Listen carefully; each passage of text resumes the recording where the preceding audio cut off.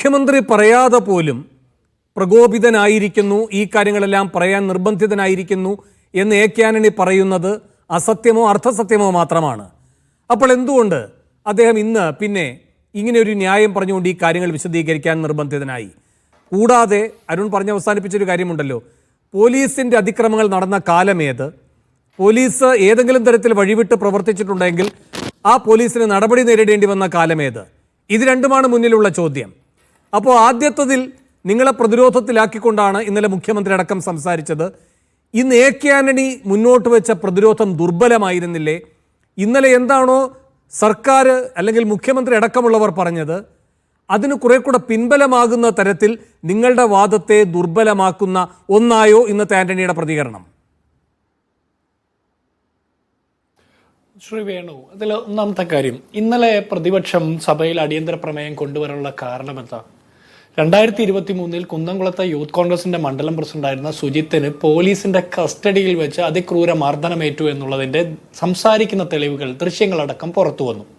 അതിനെ തുടർന്ന് കേരളമെമ്പാടും നിരവധി മനുഷ്യർ, അവർക്ക് രാഷ്ട്രീയ വ്യത്യാസമന്യേ നിരവധി മനുഷ്യർ പോലീസ് അട്രോസിറ്റിയെ കുറിച്ചിട്ട് വലിയ പരാതി പറഞ്ഞു.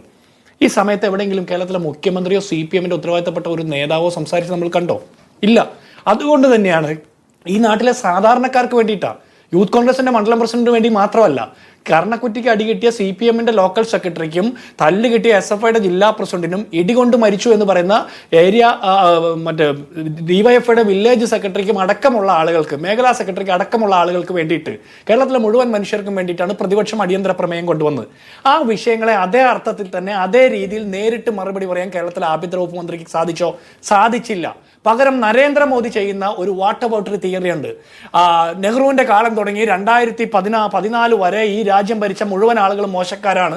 2014 ശേഷമാണ് ഈ രാജ്യത്ത് ഒരു മാറ്റമുണ്ടായി, രാജ്യം തന്നെ ഉണ്ടായത് എന്ന് പറയുന്ന പോലെ 2016 ശേഷം ഇവിടെ എല്ലാ മാറ്റങ്ങളുണ്ട്. 100 ചില്ലാൻ പോലീസുകാരെ ഞങ്ങൾ സസ്പെൻഡ് ചെയ്തു അല്ലെങ്കിൽ പുറത്താക്കി എന്ന് പറയുന്നു. അപ്പോഴും നിലവിലുള്ള സാഹചര്യത്തെക്കുറിച്ച് ഒരു അക്ഷരം പോലും മറുപടി പറയുന്നില്ല. മാത്രമല്ല, അദ്ദേഹം ഇതൊക്കെ പറയുമ്പോൾ പോലും ആ CPM-ന്റെ ലോക്കൽ സെക്രട്ടറിക്ക് തല്ല് കിട്ടിയതിനെ ന്യായീകരിക്കാൻ അയാൾ കേസിൽ പ്രതിയാണെന്ന് കള്ളം പറഞ്ഞു. അങ്ങനെ നിരവധി കാര്യങ്ങൾ അദ്ദേഹം മാറ്റി മാറ്റി പറഞ്ഞു. ഒന്നാമത്തെ കാര്യം, ഇനി സഭയിൽ ആര് ജയിച്ചു എന്നുള്ളത് പൊതുസമൂഹം തീരുമാനിക്കട്ടെ. പ്രതിപക്ഷം ആഗ്രഹിച്ച രീതിയിൽ, ജനപക്ഷം ആഗ്രഹിക്കുന്ന രീതിയിൽ ഞങ്ങൾ ആ വിഷയങ്ങൾ അവതരിപ്പിച്ചു.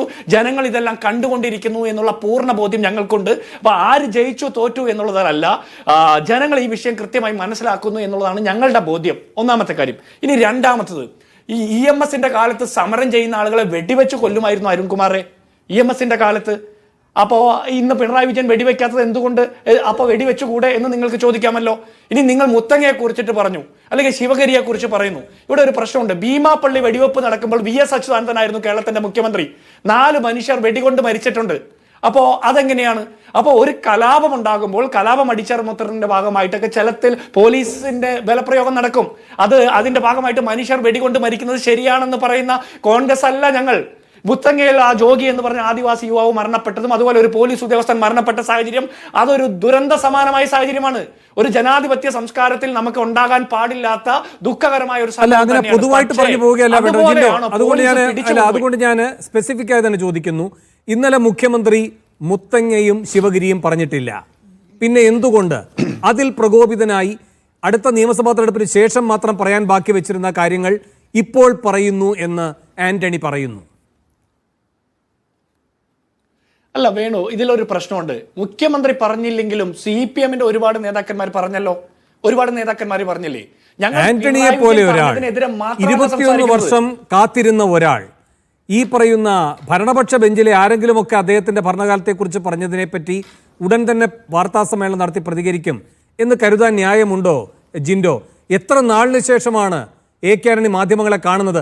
വാർത്താ സമ്മേളനം എന്ന നിലയിൽ അദ്ദേഹം എത്ര കാലത്തിന് ശേഷമാണ് ഇന്നിപ്പോൾ പ്രത്യക്ഷപ്പെട്ടത്?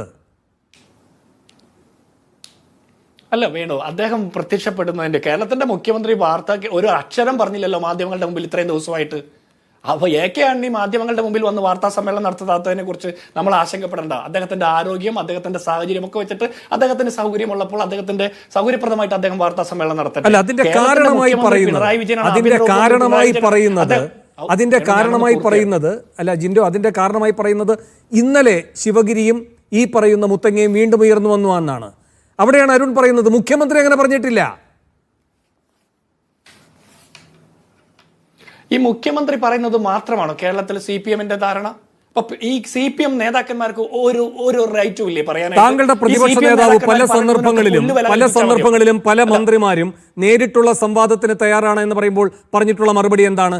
മുഖ്യമന്ത്രി വരട്ടെ, ഞാൻ മുഖ്യമന്ത്രിയുമായി സംവാദം നടത്തിക്കോളാം. അവിടെ താങ്കൾ ഈ പറയുന്ന യുക്തി എന്താണ് സതീശൻ ആപ്ലിക്കബിൾ ആകാത്തത്? വേണു, ഞാൻ പറയട്ടെ, ഞാനൊന്ന് പൂർത്തിയാക്കിയിട്ട് വേണു വിട്ടോളൂ. ഞാൻ പൂർത്തിയാക്കട്ടെ, ഒന്ന് പൂർത്തിയാക്കിക്കോട്ടെ. പ്രതിപക്ഷ നേതാവ് VD സതീശനാണ്, AK ആന്റണി അല്ല. AK ആന്റണി അല്ല. മുതിർന്ന പല നേതാക്കന്മാരും അവരുടെ സൗകര്യത്തിനനുസരിച്ച് ചില വിഷയങ്ങളിൽ അവർ പ്രത്യേക അഭിപ്രായം പറയേണ്ടതുണ്ടെന്ന് അവർക്ക് ബോധ്യമുള്ളപ്പോൾ അവർ അഭിപ്രായം പറയാറുണ്ട്. അതുകൊണ്ട് തന്നെയാണ് അഭിപ്രായം പറഞ്ഞത്. പ്രതിപക്ഷ നേതാവ് VD സതീശൻ മുഖ്യമന്ത്രിയോട് ചോദിക്കുന്നത് പോലെയല്ല AK ആന്റണി പറയുന്നത്. അദ്ദേഹവുമായി ബന്ധപ്പെട്ട് അദ്ദേഹത്തിന്റെ ഭരണകാലത്തെ കുറിച്ചിട്ട് തെറ്റായി കോട്ട് ചെയ്യുന്ന പല പ്രസ്താവനകളും CPM-ന്റെ ഭാഗത്തു നിന്ന് വരുമ്പോൾ അദ്ദേഹം അക്കാര്യത്തിൽ മറുപടി പറയുന്നു. അങ്ങനെയാണെങ്കിൽ ഞാൻ ചോദിക്കുന്നത്, ഭീമാപ്പള്ളി വെടിവെപ്പിന്റെ ഉത്തരവാദിത്വം ഏറ്റെടുക്കാൻ VS അച്യുതാനന്ദൻ, മരണപ്പെട്ടുപോയ VS അച്യുതാനന്ദൻ അതിന്റെ ഉത്തരവാദിയാണെന്ന് അരുൺകുമാർ സമ്മതിച്ചു തരുമോ? ഞാൻ ഒരിക്കലും വിചാരിക്കുന്നില്ല AK ആന്റണിയെ പോലെ ഒരു മനുഷ്യരെ കൊല്ലുന്ന നടപടിക്ക് അനുകൂലമായിരിക്കുമെന്ന്. അപ്പൊ അദ്ദേഹത്തിന്റെ ഭരണകാലത്തുണ്ടായ ഒരു നടപടിയുടെ ഭാഗമായിട്ട് അതിന്റെ സാഹചര്യങ്ങൾ വിശദീകരിക്കേണ്ടതുണ്ടെന്ന് അദ്ദേഹത്തിന് തോന്നി, അദ്ദേഹം അത് പറഞ്ഞു.